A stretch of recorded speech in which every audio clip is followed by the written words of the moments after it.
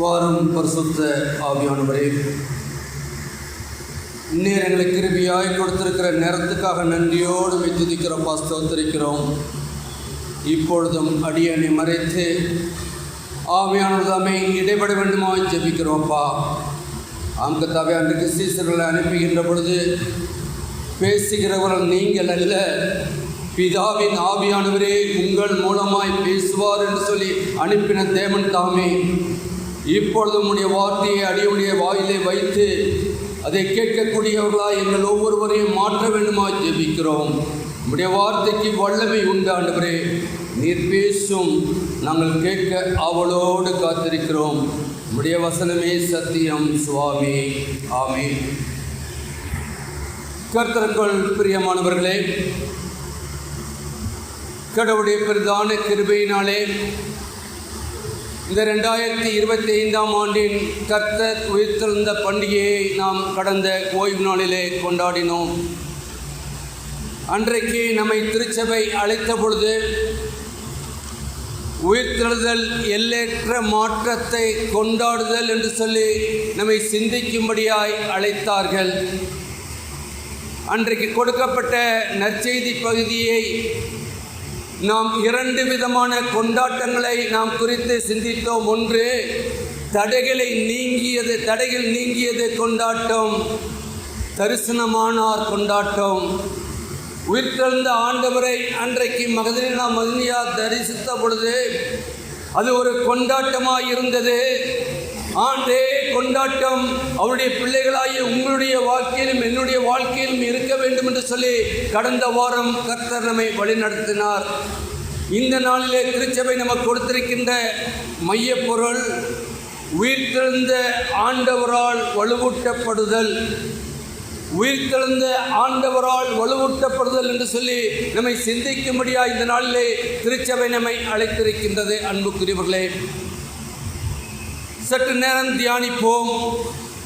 20ஆம் நூற்றாண்டிலே வாழ்ந்த தத்துவ மேதையும் நாத்திகவாதியுமான பெர்னால்டு ரசால் என்பவர் 1970ஆம் ஆண்டு மரணத்தை எதிர்நோக்கிய போது, மனிதனுடைய வாழ்க்கை இரவு முழுவதும் செல்லும் ஒரு நீண்ட அணிவகுப்பு போன்றது.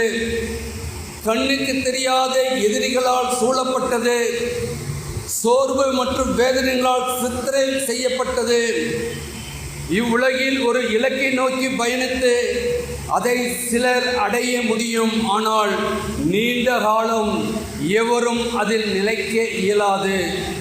அனைத்து ஆற்றலும் பெற்ற மரணத்தின் கட்டளையில் இருந்து எவரும் தப்ப இயலாது என்று எழுதினார் என்று பார்க்கின்றோம்.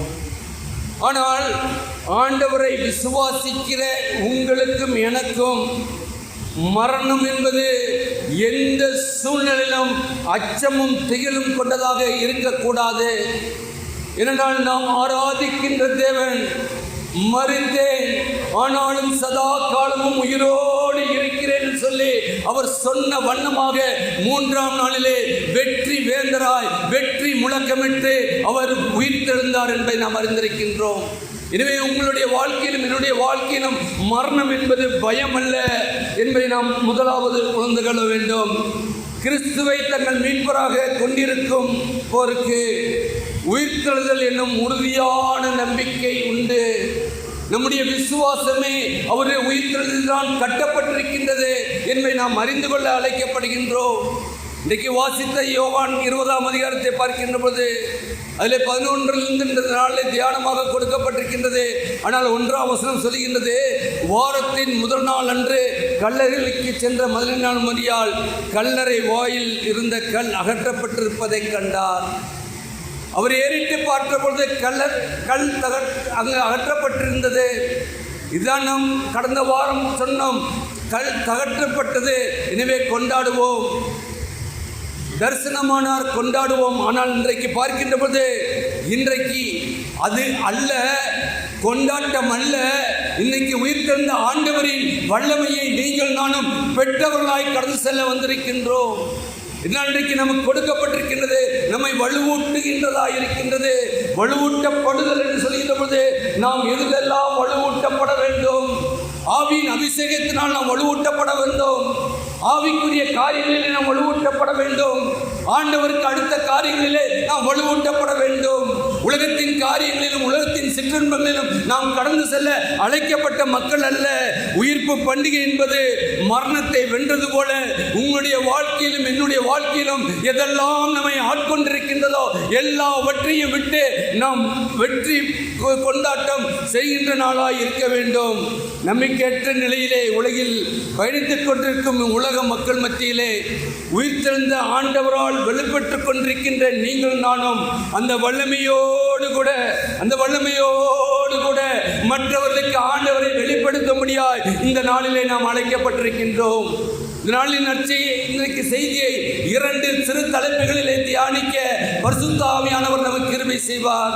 ஒன்று, அறிந்து கொள்ளும்படியாக வலுவூட்டப்படுதல். இரண்டாவதாக தெரிந்து கொள்ளும்படியாக வலுவூட்டப்படுதல். ஒன்று அறிந்து கொள்ளும்படியாக வலியூட்டப்படுதல். தெரிந்து அங்கு பார்க்கின்ற பொழுது மகனா மரியாருக்கு ஆண்டவரை தெரியும். ஆண்டவர் கடைசியாக தன்னுடைய ஜீவனை விடுகின்ற பொழுது அங்கு இருந்த பெண்களிலே மகனா மரியாளும் ஒருவர் என்று வேதத்திலே பார்க்கின்றோம். அநேக ஸ்திரீகள் இருந்தார்கள், ஆனால் அவரும் இருந்தார் என்று சொல்லி நற்செய்தி பகுதி சொல்கின்றது. ஆனால் கடைசி உயிர் மூச்சு விடும்படியாக மட்டுமாக இருந்தார். அது மட்டுமல்ல, அவரை அடக்கம் பண்ணும் வரைக்கும் அவரோடு கூட இருந்தார் என்று பார்க்கின்றோம். ஆம், அப்படி தெரிந்திருந்தோம். இங்கு பார்க்கின்ற பொழுது அவர் தெரியாத ஒரு சூழ்நிலையிலே காணப்படுகின்றார். அன்புக்குரியவர்களே, பொதுவாக மனிதர்களாகிய நாம் இந்த உலகத்திலே அநேக காரியங்களை தெரிந்து கொள்ள விரும்புகின்றோம். மிக பிரபலமான மனிதர்கள், விஐபி, வெரி இம்பார்ட்டன்ட் பர்சன், அவர்களெல்லாம் நாம் அறிந்து கொண்டு இவர்கள் எனக்கு தெரியும், இவர்கள் பிரபலமானவர்கள், இவர்கள் எனக்கு தெரியும் என்று சொல்லி நாம் பறைசாற்றி கொண்டு அலைந்து கொண்டிருக்கின்றோம், பெருமைப்பட்டு கொண்டு அலைகின்றோம். ஆனால் சில நேரங்களிலே நமக்கு நன்கு அறிமுகமானவர்களை கூட கண்டும் காணாதவர்களைப் போல நாம் போய்கொண்டிருக்கின்றோம். இதை யாரும் மறுக்க முடியாது, மறைக்க முடியாது. இன்றைக்கு தெரியாத ஒரு மனிதரை நாம் கொண்டாடி கொண்டிருக்கின்றோம். அவரை எனக்கு தெரியும். தெரிந்த நம் சகோதரர்களை உடன் விசுவாசிகளை கண்டும் காணாதவர்கள் போல போய்கொண்டிருக்கின்ற ஒரு சமுதாயத்திலே வாழ்ந்து கொண்டிருக்கின்றோம் என்பதை நாம் அறிந்து கொள்ள அழைக்கப்படுகின்றோம். அன்புக்குரியவர்களே, இங்கு பார்க்கின்ற போது மரியா சொல்லுகின்ற வார்த்தை என்ன? நாம் வாசித்த யோவான் 20 எடுத்து வைத்துக் கொள்வோம். 20 பார்க்கின்ற பொழுது 13ஆம் வசனத்திலே என்ன சொல்லுகின்றார்? இயேசுவின் சரீரம் வைக்கப்பட்டிருந்த இடத்தில் வெள்ளுடை தெரித்தவர் இருந்த தூரம் இருந்தார்கள். தலைமாட்டில் ஒருவனாக இருக்க கண்டால் அவர்களை நோக்கி, ஸ்திரீயே, ஏன் அழுகிறாய் என்றார்கள். அதற்கு அவள், என் ஆண்டவரை எடுத்துக்கொண்டு போய்விட்டார்கள், அவரை வைத்த இடம் எனக்கு தெரியவில்லை. ஆனால் தெரிந்த மரியாள் தான் அங்கு செல்கின்றார். இங்குதான் ஆண்டவர் அடக்கம் பண்ணி இருக்கின்றார், அவருக்கு எனக்கு சுகந்த வஸ்திரத்தை கொண்டு வந்திருக்கின்ற மரியாள் சொல்கிறார், அவரை எங்கே வைத்தார் என்று எனக்கு தெரியவில்லை என்று சொல்லி அங்கு பார்க்கின்றோம். இதே தான் 2ஆம் வசனத்தில் சொல்கின்றார். அங்கு பார்க்கின்ற பொழுது அங்கு அதே வார்த்தையை அங்கு பார்க்கின்றோம், அவரை வைத்த இடம் எங்களுக்கு தெரியவில்லை என்றார். ஆனால் எல்லாம் தெரியும். இன்னைக்கு அநேகருடைய வாழ்க்கையிலே எல்லாம் தெரியும், ஆனால் தெரியவில்லை என்று சொல்லி சத்தியம் பண்ணி கொண்டிருக்கின்ற ஒரு சமுதாயத்திலே வாழ்ந்து கொண்டிருக்கின்றோம். உண்மைக்கு புறம்பாக நடந்து கொண்டிருக்கின்ற சமுதாயத்திலே நீங்கள் நானும் உண்மைக்காகவும் நீதிக்காகவும் நிற்க அழைக்கப்பட்ட மக்கள் என்பதை நாம் அறிந்திருக்கின்றோம். கிறிஸ்துவை ஏற்றுக்கொண்டோம் என்று சொன்னால், கிறிஸ்துவுக்குள்ளாக நாம் வாழ்வோம் என்று சொன்னால், உங்களுடைய வாழ்க்கையிலும் என்னுடைய வாழ்க்கையிலும் பாடுகள் உண்டு. நம்முடைய பரமன் பாடுகள் பட்டிருந்ததால் நீங்கள் நானும் மீட்கப்பட்டிருக்கின்றோம் என்பதை நாம் அறிந்து கொள்ள அழைக்கப்படுகின்றோம். அன்புக்குரியவர்களே, இங்கு பார்க்கின்ற பொழுது, அங்கு சொல்லுகின்ற பொழுது நமக்கு ஒரு ஆச்சரியமாக இருக்கின்றது. மகன் சொல்லுகிறார், ஆச்சரியமாக இருக்கின்றது, கேள்வியாக இருக்கிறது என்பதை நாம் பார்க்கின்றோம். ஏனால் அங்கு பார்க்கின்ற பொழுது யோவான் 19:20 சிலுவையின் அறையப்படும் போது சிலுவையின் அருகிலே நின்றார் என்று பார்க்கின்றோம்.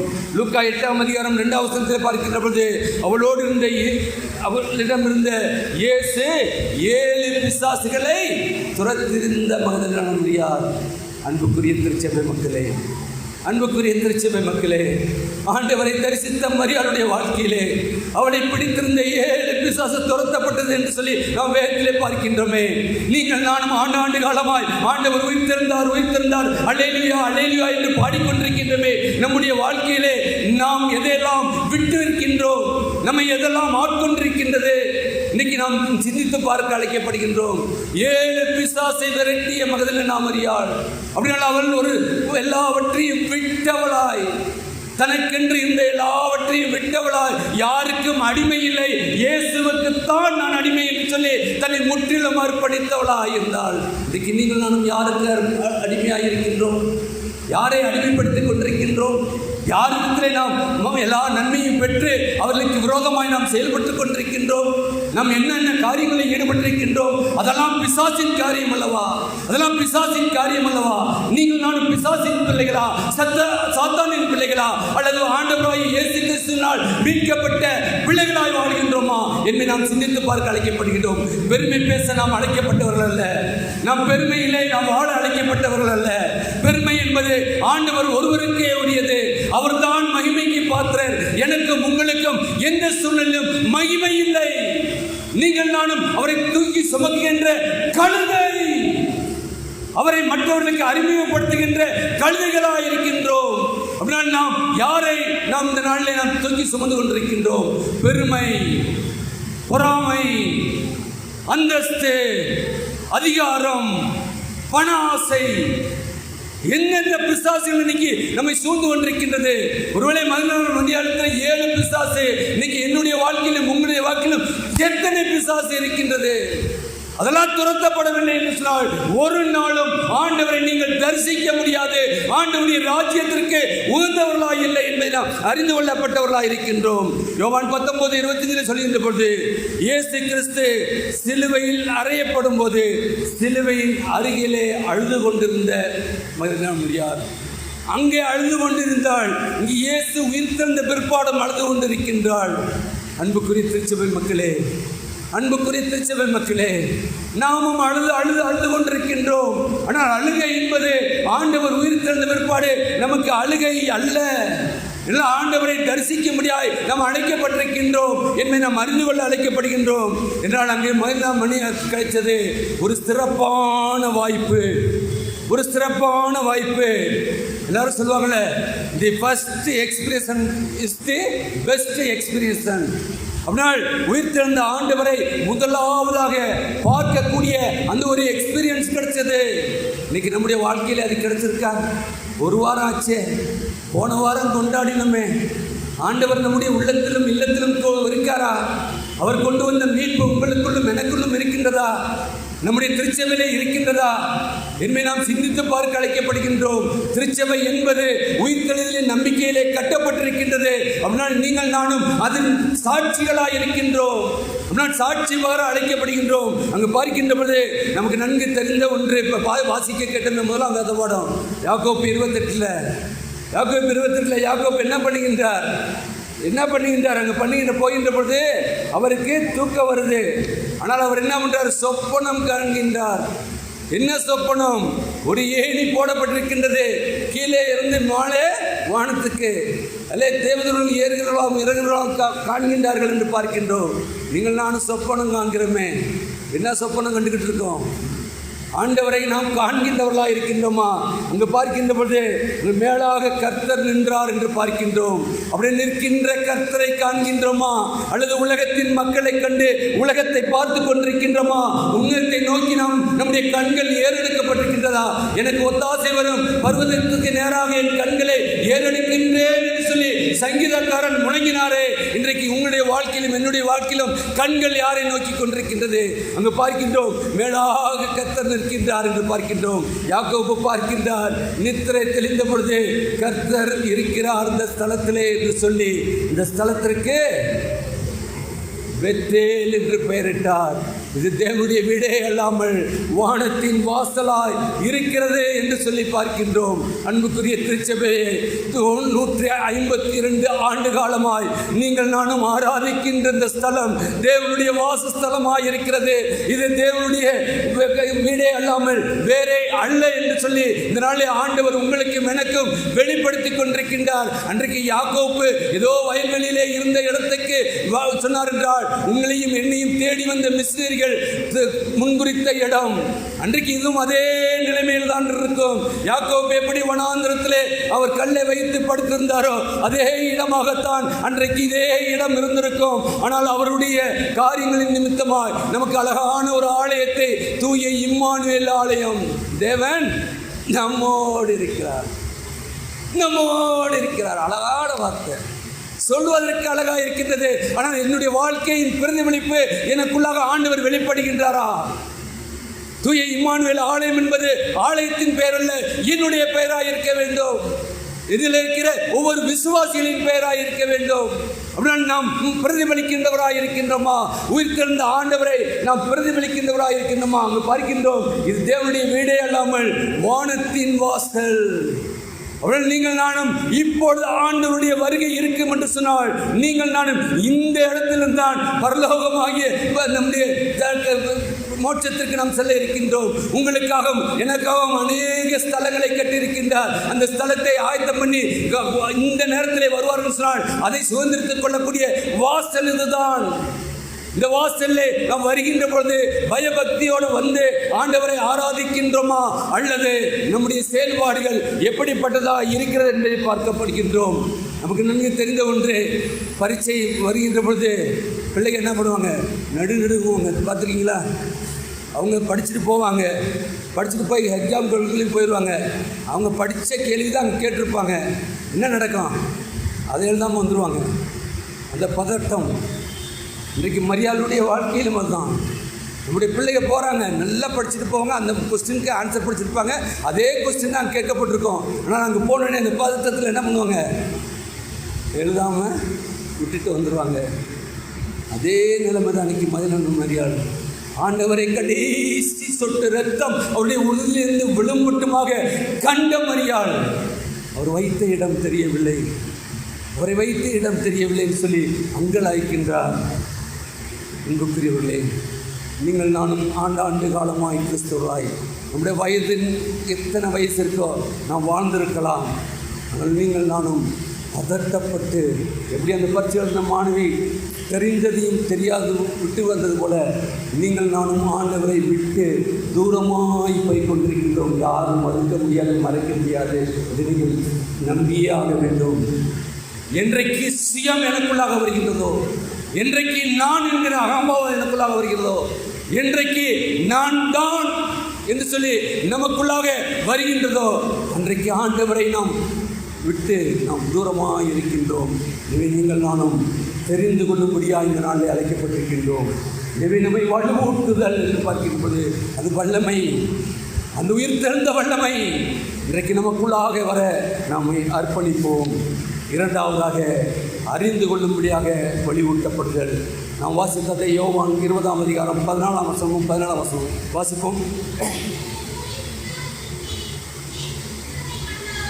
இவைகளை சொன்ன பின்னாக திரும்பி பார்த்து இயேசு நிற்கிறதை கண்டால், ஆனாலும் அவரை இயேசு என்று அறியாதிருந்தால். 17 இயேசு அவளை நோக்கி, நீ என்னை தொடாதே, நான் இன்னும் பிதாவினிடத்திற்கு ஏறி போகவில்லை, நீ என் சகோதரத்துக்கு போய்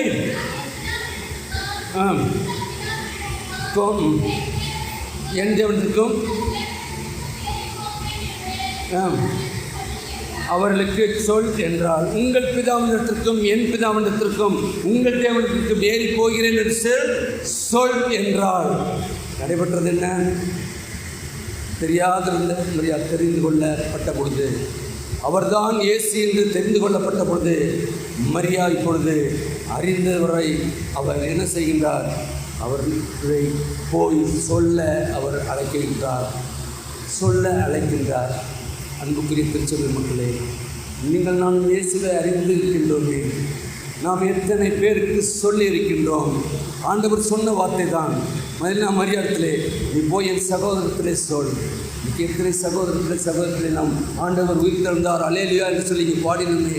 இந்த ஒரு வார காலம் எத்தனை பேருக்கு நாம் சொல்லி இருக்கின்றோம்? சொல்ல கடமைப்பட்டிருக்கின்றோம். சொல்வதற்காகத்தான் ஆண்டவர் இன்னும் நமக்கு ஆயுசு நாட்களை கூட்டி கொடுத்து கொண்டிருக்கின்றார்.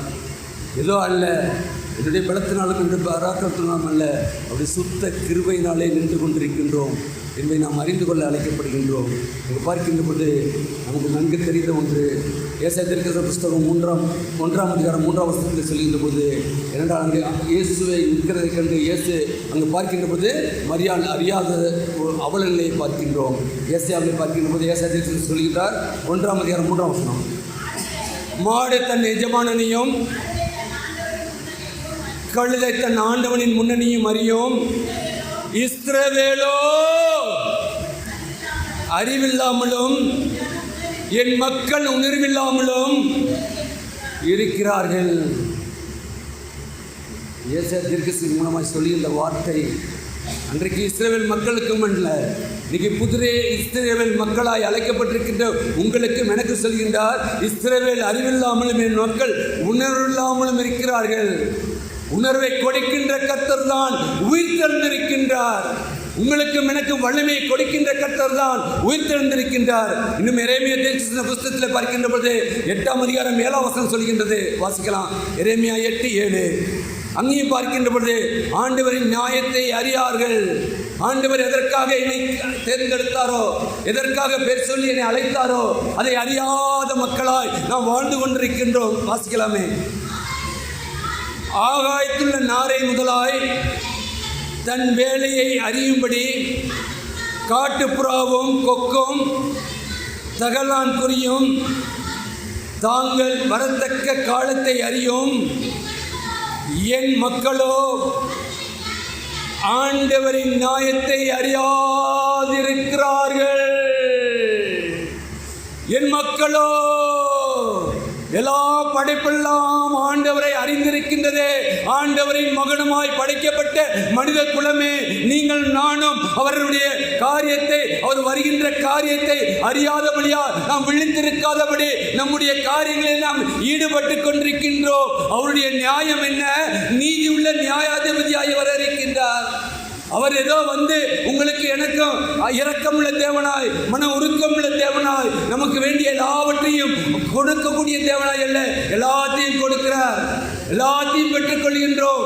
எல்லாவற்றையும் பெற்றுக்கொண்ட நீங்கள் நானும் எப்படி வாழ்ந்து கொண்டிருக்கின்றோம்? மற்ற நியாயமாய் நீதியாய் வாழ்கின்றோமா என்பதை நாம் சிந்திக்க அன்றைக்கு தீர்க்கதரிசி எரேமியா தீர்க்கதரிசி புலம்புகின்றார். இன்றைக்கு அதுதான் ஒவ்வொரு கிறிஸ்தவனுடைய அனுபவமாக இருக்க வேண்டும். ஒரு ஆத்மாவும் அழிந்து போகக்கூடாது.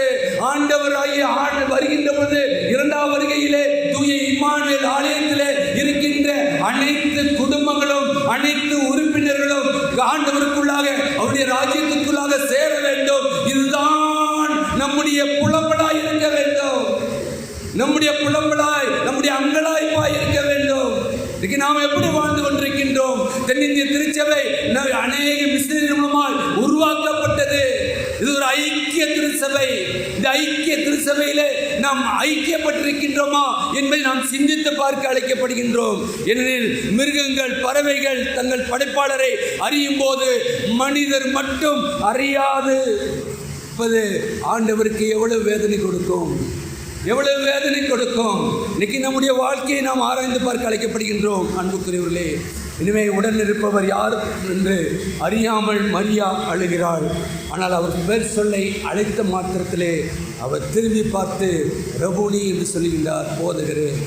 பெயர் சொன்ன மாத்திரத்திலே இன்னைக்கு வந்திருக்க உங்கள் பேர், என் பேர் ஆண்டவருக்கு தெரியுமா தெரியாதா? தெரியும்னு சொல்கிறவங்களா கைத்துக்குங்க. தெரியும் சொல்கிறவங்க தெரியுமா தெரியாதா?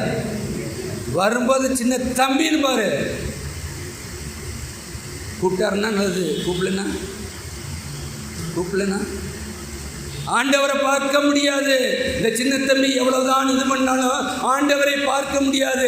என்னால் இங்கிருந்து கொடுக்கப்படுகின்ற ஒவ்வொரு வார்த்தையும், கடந்த வாரம் நான் ஒரு செய்தியை பார்த்தேன்.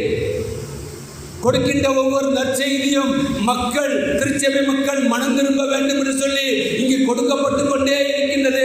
ஆனால் மனம் திரும்புகிறீர்களா என்ற ஒரு பெரிய கேள்விக்குறி இருக்கின்றது என்று சொல்லி முடித்திருந்தால் பரவாயில்லை. அடுத்ததாக ஒரு வார்த்தை இருந்தது. ஆனால் இந்த நற்செய்தியை கொடுக்கின்றவர்கள் மனம் திரும்பி இருக்கின்றார்களா என்ற ஒரு பெரிய கேள்வியை அங்கு கேட்கப்பட்டிருந்தது. என்னால் மனம் திரும்புதல் என்பது திருச்சபை மக்களுக்கு மட்டுமல்ல, இன்றைக்கு போதிக்கின்ற போதனையிலே நற்செய்தி ஊழியத்திலே இருக்கின்ற ஒவ்வொருவரும் இன்றைக்கு நாம் எப்படி வாழ்கின்றோம் என்பதை சிந்தித்து பார்க்க அழைக்கப்படுகின்றோம். சொல்வது சீக்கிரம் சொல்லலாம், இவ்வளவு நாள் சொல்லலாம், சொல்றபடி வாழ்கின்றோமா என்று நாம் சிந்தித்து பார்க்க அழைக்கப்படுகின்றோம். அன்புக்குரியவர்களே, நம்முடைய வாழ்க்கை அருளுரை என்பதை கேட்கின்ற பொழுது மக்கள் மத்தியிலே ஒரு மனமாற்றத்தை உருவாக்க வேண்டும். அப்படினால் கொடுக்கின்ற நான் அந்த மனமாற்றத்துக்குள்ளாக நான் கடந்து வருகின்றேனா, என்னை காண்கின்ற ஆடுகளாய் இருக்கின்ற தேவ ஜனங்கள் மெய்ப்பனுடைய சத்தத்துக்கு செவி சாய்க்கின்றதா, மெய்ப்பனுடைய குரலுக்கு கேட்கின்ற ஒரு வாழ்க்கை என்னுடைய வாழ்க்கையால் இருக்கின்றதா என்பதை நான் முதலாவது மனம் திரும்புகிற பொழுதுதான் ஒரு மறுரூபம் உண்டு. மனம் திரும்புகின்ற பொழுது இதை பார்க்கின்ற பொழுது 18ஆம் நூற்றாண்டிலே இறுதியில் இங்கிலாந்து தேசத்திலே இருந்த சிறந்த அருளாக விளங்கியவர் R.W. டேல் என்பவர். அவர் உயிர்த்தெழுந்ததை குறித்து பற்றி குறிப்பிடுகையில், கிறிஸ்து உயிர்த்தெழுந்து வாழ்கிறார் என்று சொல்லி ஒவ்வொரு ஈஸ்டரிலும் நான் அறிவித்தேன். ஆனால் சபையிலே எந்த மாற்றமும் இல்லை. அவர் சொன்ன வார்த்தையில் நான் சொல்ல, இது இன்றைக்கு 18ஆம் நூற்றாண்டிலே சொல்லப்பட்ட வார்த்தை. அவர் சொல்லுகின்றார், ஒவ்வொரு உயிர்த்தெழுதல் பண்டிகை இன்றைக்கும் நான் கிறிஸ்து உயிர்த்தெழுந்து வாழ்கிறார் என்று சொல்லி ஈஸ்டரில் அறிவித்தேன். சபையிலே எந்த மாற்றமும் இல்லை, ஏற்கவும் இல்லை. ஆனால் கிறிஸ்து உயிர்த்தெழுந்ததை எனது வாழ்வில் காண்பிக்க தொடங்கிய போது எனது திருச்சபையினிடத்திலே மாற்றத்தையும் ஒரு ஏக்கத்தையும் நான் கண்டேன் என்று சொல்லி அவர் சொல்கின்றார். அன்புக்குரிய திருச்சபை மக்களே, இது ஒரு கிறிஸ்தவனுடைய வாழ்க்கையாக இருக்க வேண்டும். நம்மை பார்க்கின்றவர்கள் ஏக்கத்தோடு கூட வந்து நம்மை அவருடைய காரியங்களை நம்மோடு பகிர்ந்து கொண்டு அவர்களுக்குள்ளாக இருக்கின்ற மன குமுறுதலை சொல்லுகின்ற போது அவர்களுக்கு ஆறுதலை கொடுக்கவும், உயிர்த்தெழுந்த ஆண்டவர் கொடுத்த மீட்பை, அவர்கள் ரட்சிப்பை பெற்றுக்கொள்ளத்தக்கதான ஒரு வார்த்தையை நீங்கள் நாம் சொல்ல அழைக்கப்பட்டவர்களாக இருக்கின்றோம் என்றால் பார்க்கின்ற போது யோவான் 20 பார்க்கின்றது, நற்செய்தியை அறிவிக்க ஓடுகின்றார் என்று பார்க்கின்றோம். என்றால் முன்பாக உயிர்த்தெழுந்த இயேசுவை தெரியாத மரியாள், தெரிந்து அறிந்து கொள்ளாத மரியாள் இப்பொழுது அவரை அறிந்தது நிமித்தமாய், முன்பு அவர் செய்ததை அறியாமையின் நிமித்தமாய் அவன் அறிந்த பிற்பாடு அவருடைய ஓட்டம் இப்போது உண்மையாய் அறிவிக்க ஓடுவதை பார்க்கின்றோம். அப்பொழுதே கடந்து ஓடுகின்றார். அவர் சொல்கிறார், நீ போவதற்காக நான் போவேன். ஆனால் அவர் ஆண்டவர் போவதற்காக நம்ம போய் சொல்லணும்னு சொல்லி ஓடி போய் அங்கு சொல்வதை தான் நாம் பார்க்குறோம். மரியாள் போய் தான் கண்டதையும் தன்னுடன் சொன்னவைகளையும் சீசர்களுக்கு அறிவித்தாள் என்று பார்க்கின்றோம். இன்றைக்கி நம் வருகின்ற ஒவ்வொரு வாரம் ஞாயிற்றுக்கிழமை உயிர்த்தெழுந்த பண்டிகை. நான் பழைய ஏற்பாட்டில் பார்த்திங்கன்னா சனிக்கிழமை தான் ஓய்வு நாள். ஆனால் நம்முடைய ஆண்டவர் உயிர்த்தெழுந்த வாரத்தின் முதல் நாள் நம்முடைய ஓய்வு நாளாக இருக்கின்றது. அப்படின்னா நாம் ஒவ்வொரு ஆராதனைக்கு வருகிறோம் என்றால் உயிர்த்தெழுந்த ஆண்டவரை தரிசித்து நாம் செல்ல அழைக்கப்பட்டவர்களாக இருக்கின்றோம். அன்புக்குரியவர்களே, எனவே அங்கு பார்க்கின்ற போது தான் அங்கு அவர் ஓடின நிமித்தமாய் திருத்தூதுவராக வளர்ந்தார் என்று பார்க்கிறோம். அப்போஸ்தலர்ஸ் ஆஃப் தி அப்போஸ்தலர்ஸ் என்று சொல்லி மரியாதை அங்கு குறிப்பிடுகின்றார்கள். அன்புக்குரியவர்களே, இன்றைக்கு நம்மையும் அழைக்கின்ற கர்த்தர் நம்மையோடு கூட இடைபடுகின்றார். அவருடைய உயிர்த்தெழுந்த வல்லமையை நாம் அறிந்திருக்கின்றோம். உயிர்த்தெழுந்த வல்லமை இல்லை என்று சொன்னால் நீங்கள் நானும் கிறிஸ்துவை ஆராதிப்பது வீண். அவருடைய வல்லமை நிமித்தமாக தான் இன்றைக்கு திருச்சபை இருக்கின்றது. அந்த வல்லமையை நாம் பெற்றுக்கொண்டவர்களாய் இந்த நாளை கடந்து செல்ல இருக்கின்றோம். ஒரு பக்தன் பாடுகின்ற பொழுது பாடினார்.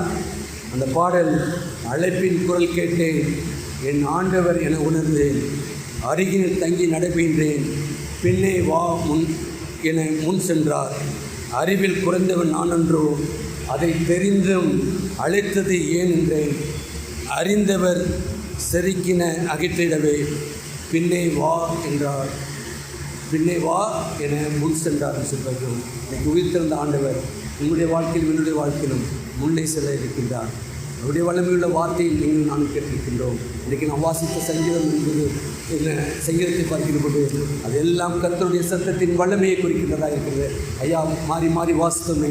29ஆம் சங்கீதம் என்ன, அதில் 11 வசனத்தை நீங்கள் பார்த்தீங்கன்னு சொன்னால் அது கர்த்தருடைய சத்தத்தின் வல்லமையை வெளிப்படுத்துகின்றதாக இருக்கிறது. இப்பொழுது ஆண்டவருடைய சத்தத்தை கேட்டவர்களாய் நம்மை ஒரு விசையாக அவருடைய திருச்சமூகத்தில் அர்ப்பணித்து நம்முடைய வார்த்தையை நாம் கேட்டிருக்கின்றோம். அப்பா, உடைய வார்த்தையின் சத்தத்தை கர்த்தாவே நாம் கேட்டிருக்கின்றோம்.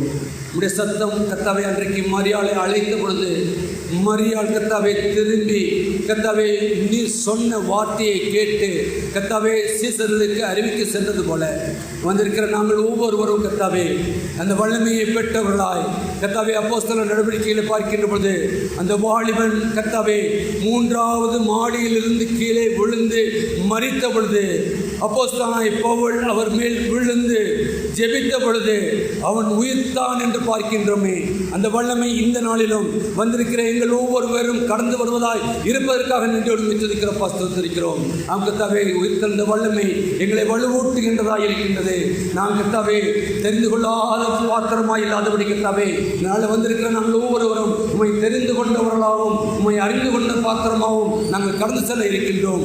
எங்கள் மூலமாய் உம்முடைய ஆவியின் அபிஷேகத்தை கொடுத்து கர்த்தாவே அநேகரை உயிர்ப்பிக்கும்படியாய் அன்றைக்கு அப்போஸ்தலனாகிய பவுல் வாலிபனை உயிர்ப்பித்தது போல எங்களுடைய வாழ்க்கையிலும் அநேகர் கர்த்தாவே தங்கள் கர்த்தாவே ஒன்றும் அல்ல என்று கர்த்தாவே செத்தவர்களைப் போல வாழ்ந்து கொண்டிருக்கின்ற மக்களை உயிர்ப்பித்த கர்த்தாவே உம்முடைய திரு சன்னிதானத்திலே அழைத்து வரத்தக்கதான ஒரு வாழ்க்கை வாழ எங்களை முற்றிலும் அர்ப்பணிக்கின்றோம். பொறுப்படுத்திக் கொள்ளவும் வழிநடத்தும் எல்லா துதி கனமையும் முன்னெடுக்கின்றோம். பிரேசித்திருக்கிறோம். ஆமென்.